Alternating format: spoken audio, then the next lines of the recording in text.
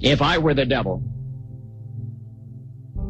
if I were the prince of darkness, I'd want to engulf the whole world in darkness, and I'd have a third of its real estate and 4/5 of its population, but I wouldn't be happy until I had seized the ripest apple on the tree.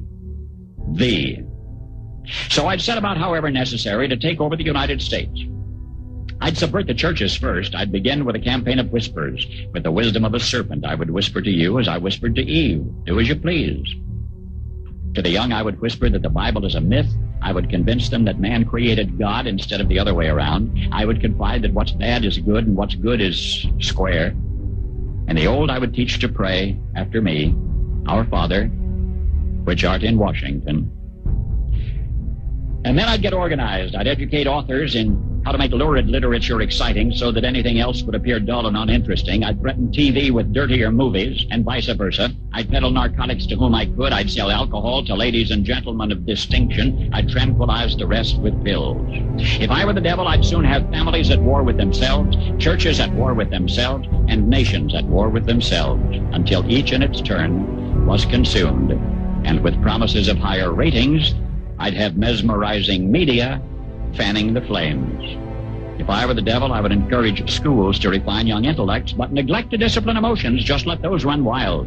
Until before you knew it, you'd have to have drug-sniffing dogs and metal detectors at every schoolhouse door.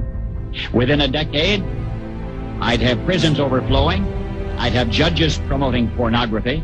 Soon I could evict God from the courthouse, then from the schoolhouse, and then from the houses of Congress. And in his own churches, I would substitute psychology for religion and deify science. I would lure priests and pastors into misusing boys and girls and church money.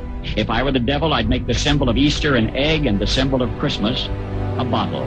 If I were the devil, I'd take from those who have and give to those who wanted until I had killed the incentive of the ambitious. And what'll you bet? I couldn't get whole states to promote gambling as the way to get rich. I would caution against extremes in hard work, in patriotism, in moral conduct. I would convince the young that marriage is old-fashioned, that swinging is more fun, that what you see on TV is the way to be.